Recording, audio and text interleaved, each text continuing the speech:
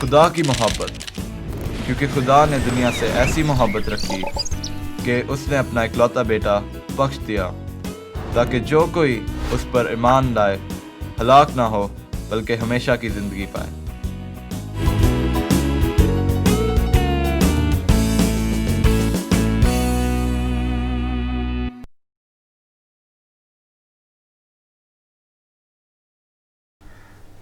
खुदावंद यीशु अल मसीह के अजीम पुरफजल और जलाली नाम में मैं शाइस्ता अख्तर आप सबकी खिदमत में सलाम पेश करती हूँ और हमारे आज के इस खूबसूरत प्रोग्राम खुदा ने दुनिया से ऐसी मोहब्बत रखी में आप सबको खुशामदीद कहती हूँ। नाजरीन, कलाम खुदा में यूँ लिखा है कि तुम किसी ऐसी आजमाइश में नहीं पड़े जो इंसान की बर्दाश्त से बाहर है, और खुदा सच्चा है, वो तुमको तुम्हारी ताकत से ज़्यादा आजमाइश में ना पड़ने देगा, बल्कि आजमाइश के साथ निकलने की राह भी पैदा कर देगा ताकि तुम बर्दाश्त कर सको। आइए नाजरीन, हमेशा अपना ईमान और भरोसा खुदावंद यीशु अल मसीह पर रखें ताकि वो हमें हर आजमाइश से निकाल सके। और अभी वक्त है खुदावंद की हम्द सना और प्रस्तिश का। अभी हम इस रूप जॉर्डन की खूबसूरत सी आवाज़ में ये खूबसूरत गीत सुने।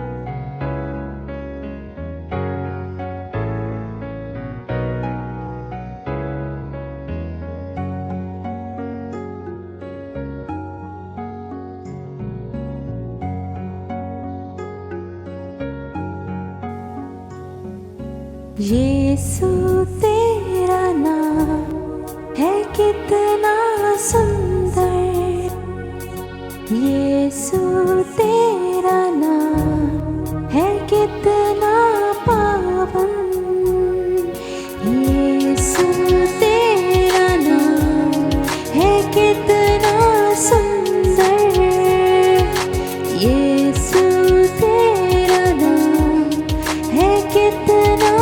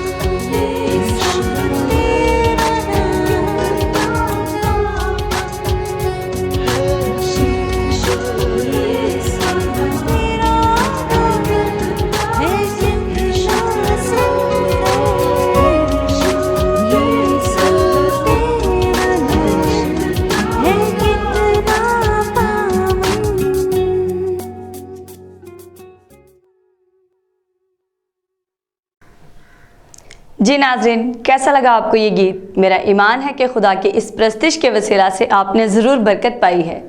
और अभी वक्त है हमारी आज की कहानी का, तो आइए हम अंकल डेविड और पिंकी के पास चलते हैं जो हमें आज की कहानी सुनाएंगे। आइए चलते हैं। Good morning uncle David. Very good morning Pinky बेटा।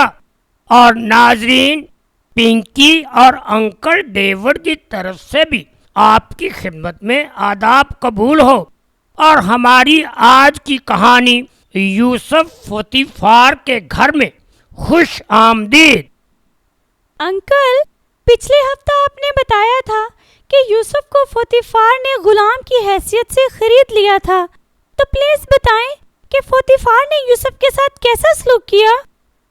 पिंकी बेटा, जब यूसुफ पोतीफार के घर में पहुंचा तो उसने अपने आका की बड़ी ईमानदारी और वफादारी से खिदमत की और खुदा ने उसे बहुत बरकत दी। अच्छा, तो उसका आका यकीनन उससे बहुत खुश होगा अंकल। जी पिंकी बेटा, पोतीफार ने जब देखा कि खुदा यूसुफ के साथ है और उसके काम के वसीला से उसके घर में खुदा ने बरकत दी है, तो उसके उम्दा काम और उसकी वफादारी की वजह से उसने यूसुफ को तरक्की देकर अपना जाती मददगार बना लिया। वाह अंकल, खुदा कितना मेहरबान है। फिर क्या हुआ? पोतीफार ने उसे घर का मुख्तार बनाकर अपना सब कुछ उसके हाथ में सौंप दिया। अंकल, वाकई खुदा अपने लोगों को जो उस पर भरोसा रखते और उसके साथ वफादार रहते हैं कभी नहीं अकेला छोड़ता। यूसुफ के लिए ये नहायत इज्जत की बात थी कि उसने गुलामी से आगाज किया था। और पिंकी बेटा, ये सब कुछ इसलिए भी हुआ क्योंकि यूसुफ खुदा की पैरवी करता था और उससे बरकत पाता था। लेकिन पिंकी बेटा, इसी दौरान यूसुफ के साथ एक ऐसा वाकया पेश आया जिसने उसे सुलाखों के पीछे भेज दिया। ओह अंकल, कौन सा वाक्य पेश आया? प्लीज बताएं ना। यूसुफ बहुत खूबसूरत और हसीन था और हाकिमों की तरह के कपड़े पहनता था। तो फिर? पोतीफार की बीवी की आंख यूसुफ की खूबसूरती और हुस्न पर लग गई और वो उससे बदी करना चाहती थी। अच्छा, तो फिर यूसुफ ने क्या जवाब दिया? यूसुफ खुदा का वफादार बंदा था, इसलिए उसने कहा, मैं ऐसा काम नहीं कर सकता। देख, मेरे आका को खबर भी नहीं कि उसके घर में मेरे पास क्या कुछ है और उसने अपना सब कुछ मेरे हाथ में कर दिया है। इस घर में मुझसे बड़ा कोई नहीं और उसने तेरे सिवा कोई चीज भी मुझसे बाज नहीं रखी क्योंकि तू उसकी बीवी है। सो भला मैं क्यों इस तरह की बदी करूं और खुदा का गुनहगार ठहरूं। वाह अंकल, यूसुफ खुदा और अपने आका का कितना वफादार था। खुदा ने उसे बहुत मजबूत ईमान बख्शा था जिसकी बिना पर उसने इस आजमाइश पर गलबा हासिल किया। फिर आगे क्या हुआ अंकल? बेटा जी, एक दिन पोतीफार की बीवी ने देखा कि यूसुफ उसका कहना नहीं मानता, तो उसने उस पर झूठा इल्जाम लगा दिया। उसने यूसुफ पर इल्जाम लगाया? क्या इल्जाम लगाया उसने? उसने यूसुफ पर इल्जाम लगाया कि उसने उसकी इज्जत के साथ मजाक किया है। ओह, ये तो उसने बहुत ही बड़ा झूठ बोला अंकल। फिर क्या हुआ?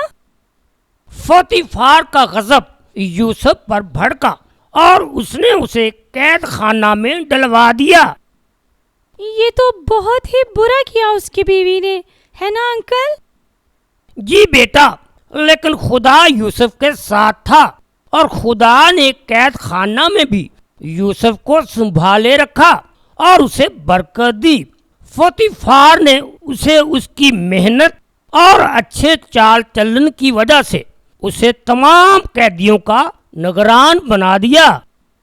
अंकल, खुदा जो इंसान की नियतों को जांचने और परखने वाला है, अपने वफादार बंदों को कभी डगमगाने नहीं देता। जी, यही कुछ खुदा ने यूसुफ के साथ किया। और बेटा जी, कलाम मुकद्दस से हमें मालूम होता है कि खुदा ने यूसुफ को उसकी वफादारी का आला सिला अता किया। क्या सिला अता किया अंकल? बेटा जी, इसके बारे में आइंदा हफ्ता आपको बताऊंगा। अच्छा जी। हाँ जी। जी नाज़रीन, अभी आपने हमारी आज की कहानी देखी और सुनी, और मेरा ईमान है कि आपने इसके वसीला से कलाम खुदा को सीखा है। और अभी वक्त है कि हम डॉक्टर मार्टिन लूथर की मुख्तसर कैटेकिज्म के वसीला से भी कलाम खुदा को सीखें। हमारा आज का मज़मून है कुंजियों का आम इस्तेमाल। इसमें हम सीखेंगे कि मसीही जमात में किसके ज़रिया इन कुंजियों का इस्तेमाल किया जाता है, मसीही जमातों में पासबान क्यों मुकर्रर किए जाते हैं, और हमारी मसीही जमातों में कौन पासबान के तौर पर खिदमत करने का मजाज है। आइए सीखते हैं। खुदावंद यीशु मसीह के मुबारक और जलाली नाम में आप सब की सलामती हो। आज हम खुदावंद के कलाम में से सीखेंगे कुंजियों के इस्तेमाल के बारे में, और आज हम ये जानने की कोशिश करेंगे कि कुंजियों के इस्तेमाल के बारे में बाइबल मुकद्दस में कहाँ पर बयान किया गया है। खुदावंद यीशु मसीह मत्ती रसूल की अंजील उसके 18वें बाब में फरमाते हैं, जो कुछ तुम ज़मीन पर बांधोगे वो आसमान पर बंधेगा, और जो कुछ तुम ज़मीन पर खोलोगे वो आसमान पर खोला जाएगा। और मज़ीद जानते हैं किसी जमात में किसके ज़रिए इन कुंजियों का इस्तेमाल किया जाता है, और इसके बारे में जानने के लिए आए कलाम मुकद्दस में से हवालाजात का मुतालिया करते हैं। दूसरा ग्रंथियों 2 बाब और उसकी 10वीं आयत, जिसे तुम मुआफ करते हो उसे मैं भी मुआफ करता हूँ। मसीह का कायम मुकाम होकर तुम्हारी खातर मुआफ किया। इब्रानियों 13वां बाब और उसकी 17वीं आयत, अपने पेशवाओं के फरमाबरदार और ताबे रहो, क्योंकि वो तुम्हारी रूहों के फायदे के लिए उनकी तरह जागते रहते हैं जिन्हें हिसाब देना पड़ेगा। हमने खुदावंद के कलाम में से सीखा मसीही जमात में कुंजियों का इस्तेमाल सब के लिए पासबान के ज़रिए से किया जाता है, और मज़ीद जानेंगे हमारी मसीही जमातों में पासबान क्यों मुकर्रर किए जाते हैं, और इसको जानने के लिए आए बाइबल मुकद्दस में से सीखते हैं। इब्रानियों 13वां बाब और उसकी 17वीं आयत, अपने पेशवाओं के फरमाबरदार और ताबे रहो। इफसियों 4 बाब और उसकी 11वीं आयत, मसीह ने बाज को चरवाहा और उस्ताद बनाकर दे दिया। तीतुस 1 बाब और उसकी 5वीं आयत, मैंने तुझे क्रीते में इसलिए छोड़ा था कि तू बाकी मांदा बातों को दुरुस्त करे और मेरे हुक्म के मुताबिक शहर ब शहर बुजुर्गों को मुकर्रर करे। 1 पतरस 5वां बाब और उसकी 2री आयत, खुदा के उस गल्ला की गल्लाबानी करो जो तुम में है। हमने खुदावंद के कलाम में से सीखा हमारी मसीही जमातों में पासबान मुकर्रर होते हैं क्योंकि खुदा खुद उनकी मखसूसियत करता है ताकि हमारे मसीही जमातों में लोगों के रहनुमा हों। और मज़ीद जानेंगे हमारी मसीही जमातों में कौन पासबान के तौर पर खिदमत करने का मजाज है, और इसके बारे में जानने के लिए आए कलाम मुकद्दस में से हवालाजात का मुतालिया करते हैं। 1 तीमुथियुस 3 बाब और उसकी 1 आयत से 7वीं आयत, तीतुस 1 बाब और उसकी 6 आयत से 9वीं आयत, खुदा सलाहियतों का खास मियार मुकर्रर करता है जो पासबान में होना चाहिए। 1 तीमुथियुस 2 बाब और उसकी 11वीं आयत से 13वीं आयत, औरत को चुपचाप कमाल ताबेदारी से सीखना चाहिए, और मैं इजाजत नहीं देता कि औरत सिखाए या मर्द पर हुक्म चलाए, बल्कि चुपचाप रहे, क्योंकि पहले आदम बनाया गया था, फिर उसके बाद हवा।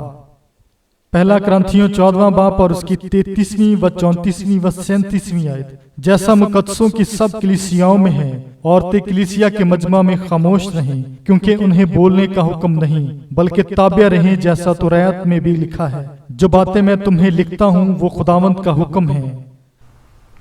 हमने खुदावंद के कलाम में से सीखा सिर्फ वो आदमी जिन्हें खुदा ने मुकर्रर किया है वो हमारी मसीही जमातों में बतौर पासबान खिदमत करते हैं, और इसके बारे में मज़ीद जानते हैं खुदावंद के कलाम में से।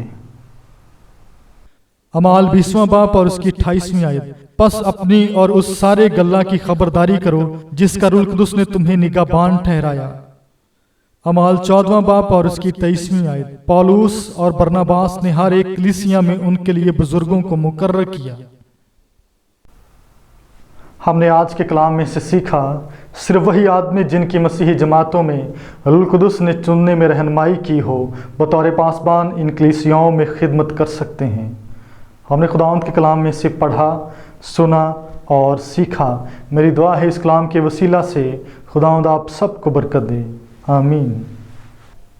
नाज़रीन, मैं खुदावंद की शुक्रगुजार हूँ कि आप हमारे इस प्रोग्राम को नहायत दिलचस्पी के साथ देखते हैं और वक्तन फ़वक्तन अपनी पसंदीदगी का इजहार भी करते रहते हैं। और मैं खुदावंद की शुक्रगुजार हूँ उन तमाम दुआया दरख्वास्तों के लिए जो आप हम तक पहुँचाते हैं, और हमारी दुआया टीम उन तमाम दरख्वास्तों को नहायत जांफिशानी के साथ खुदावंद की हुजूरी में रखती है, और वह कादिर मुतलक खुदावंद वक्त पर आपको जवाब भी देता है। मेरे वो बहन भाई जो कि अभी तक अपने मसाइल और परेशानियों में घिरे हैं, वो बिल्कुल मायूस ना हो, बल्कि अपनी दरख्वास्तें इसी तरह से खुदावंद की हुजूरी में पेश करते रहें। वो जिंदा कादिर मुतलक खुदावंद वक्त पर आपको ज़रूर जवाब देगा, क्योंकि कलाम में लिखा है कि हर चीज़ का एक वक्त है। नाज़रीन, आपने हमारा आज का प्रोग्राम देखा और सुना, और मेरा ईमान है कि प्रोग्राम के वसीला से आपने खूब बरकत हासिल की है। प्रोग्राम को मज़ीद बेहतर बनाने के लिए आपकी कीमती आरा की हमें अज़हद ज़रूरत है। अपनी कीमती राय से हमें ज़रूर आगाह करते रहें। हमारा पता है confessional evangelical Lutheran church 26 Ravi block, Shadman town, Sahiwal. Calls और मैसेजेस के लिए हमारा फ़ोन नंबर है 03027891 703। अपना ख्याल रखिएगा। खुदा हाफिज़।